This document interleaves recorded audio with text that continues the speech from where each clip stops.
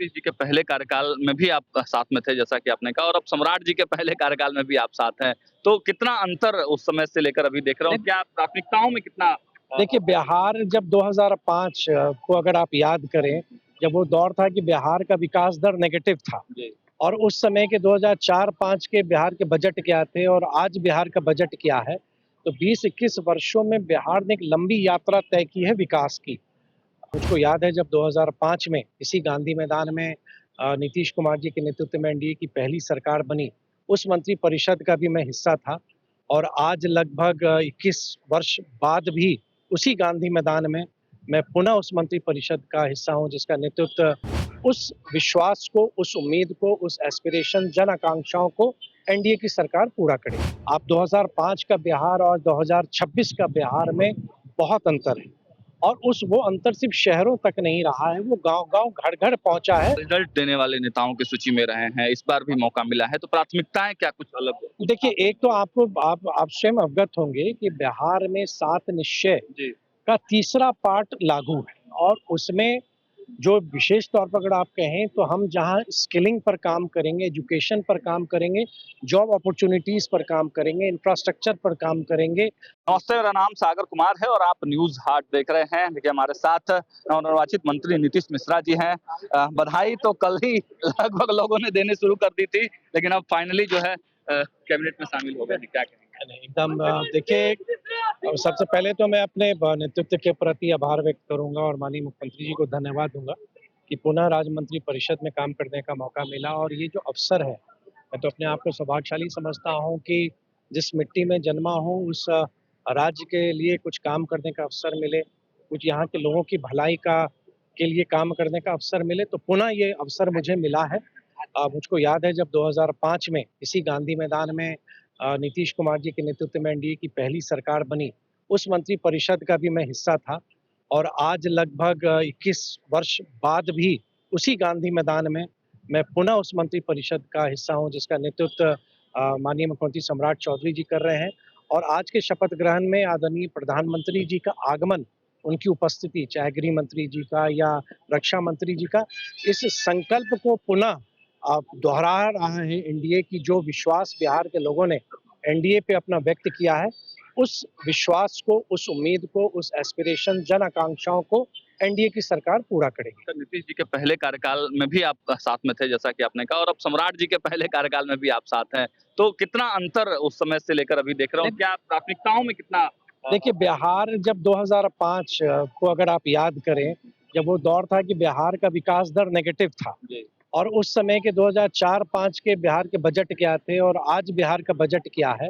तो 20-21 वर्षों में बिहार ने एक लंबी यात्रा तय की है विकास की।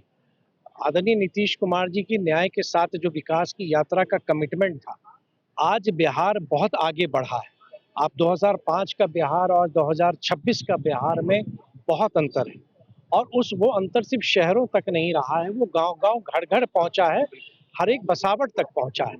आज अब हमको यहाँ से बिहार को आगे ले जाके जो विकसित भारत का जो संकल्प आदरणीय प्रधानमंत्री मोदी जी का है, उस भारत के डेवलपमेंट के लक्ष्य में बिहार भी जुड़ जाए, बिहार भी कंट्रीब्यूट करे, ना सिर्फ बिहार के विकास की यात्रा में, बल्कि बिहार देश की प्रगति में भी कंट्रीब्यूट करे, वो अपॉर्चुनिटी अब मुझको लगता है माननीय सम्राट जी के नेतृत्व में बिहार सरकार को मिला आप है। लगातार रिजल्ट देने वाले नेताओं की सूची में रहे हैं, इस बार भी मौका मिला है, तो प्राथमिकताएं क्या कुछ अलग देखिए, एक तो आपको आप स्वयं अवगत होंगे कि बिहार में 7 निश्चय जी, का तीसरा पार्ट लागू है और उसमें जो विशेष तौर पर अगर आप कहें तो हम जहाँ स्किलिंग पर काम करेंगे, एजुकेशन पर काम करेंगे, जॉब अपॉर्चुनिटीज़ पर काम करेंगे, इंफ्रास्ट्रक्चर पर काम करेंगे, आप देखेंगे कि अब जो समय है, मेरी एक पुस्तक भी आई थी बिहार चुनाव से पहले, बिहार है तैयार, क्योंकि मैं मानता हूँ कि बिहार आज रेडी है टेक ऑफ के लिए। एक बिहार आज एक ऊंची उड़ान के लिए तैयार है क्योंकि इंफ्रास्ट्रक्चर अब हमारा किसी भी राज्य से अगर आप कंपेयर करते हैं तो हमारा इंफ्रास्ट्रक्चर उन विकसित राज्यों के एट पार है या हम उनसे बेहतर हैं। अब हमको पुश देने की ज़रूरत है, जो मुझको लगता है कि ये समय में जब डबल इंजन की सरकार की हम बात करते हैं, तो बिहार सरकार और केंद्र सरकार मिलके बिहार के लोगों की आकांक्षाओं को पूरा करेगी। एक अंतिम सवाल है सर, उद्योग नीति आपने ही बनाई थी और उसी पर अभी जो है उद्योग की बिहार काम कर रहा है, तो उसको लेकर क्या आपके मन में है? क्या उसको कुछ नहीं देखिए मैं लगभग 1.5 वर्ष तक उद्योग विभाग का मंत्री रहा और आपने सही कहा, एक नई प्रोत्साहन पैकेज की घोषणा की गई थी 2025 के अगस्त माह में और उसके परिणाम भी आए। और अगर आपको स्मरण हो तो 2024 में दिसंबर माह में जब बिहार इन्वेस्टमेंट समिट हुआ था,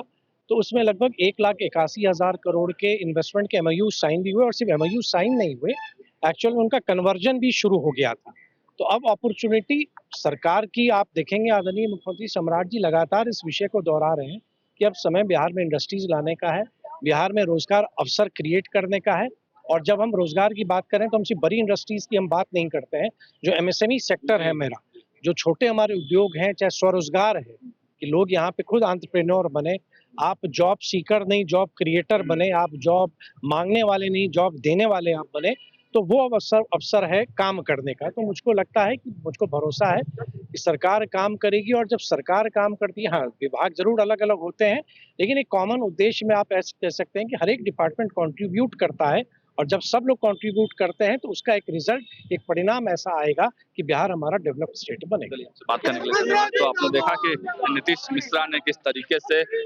बताया है, अपनी प्राथमिकताएं बताई हैं, सरकार की प्राथमिकताएं बताई हैं। और देखिए नीतीश कुमार की जो पहली मंत्रिमंडल थी उसमें भी मंत्री थे और सम्राट चौधरी के इस मंत्रिमंडल में भी वो शामिल हैं और बहुत कमिटेड नेता हैं, काम करने वाले रिजल्ट ओरिएंटेड नेता के तौर पर इनकी पहचान होती है। सम्राट चौधरी की जो सरकार है उसमें युवा भी हैं, बुजुर्ग भी हैं, अनुभव भी हैं, नए लोग भी हैं, महिलाएं भी हैं। तो कुल मिलाकर आप कहिए कि एक अच्छा मंत्रिमंडल जो है वो विस्तार हुआ है और अब बिहार में डेवलपमेंट की रफ्तार जो है, विकास की जो रफ्तार है वो आने वाले समय में बिल्कुल देखने को मिलेगी और एक बड़ी लकीर खींचने का प्रयास सम्राट चौधरी का जरूर होगा। फिलहाल जुड़े रहिए हमारे साथ, देखते रहिए न्यूज़ हाट। बहुत बहुत धन्यवाद।